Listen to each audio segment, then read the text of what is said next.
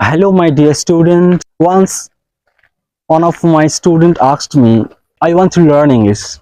But one thing, do you know, English journey is not very easy. If you want to say in English, if you want to talk, if you want to say something in English, you have to practice a lot.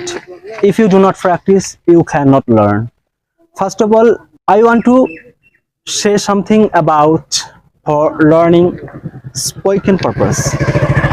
Do you know one thing that if you want to practice, if you want to learn English, if you want to say English, first of all, you have to think in English.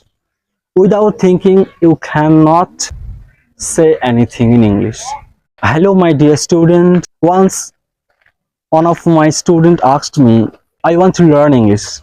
But one thing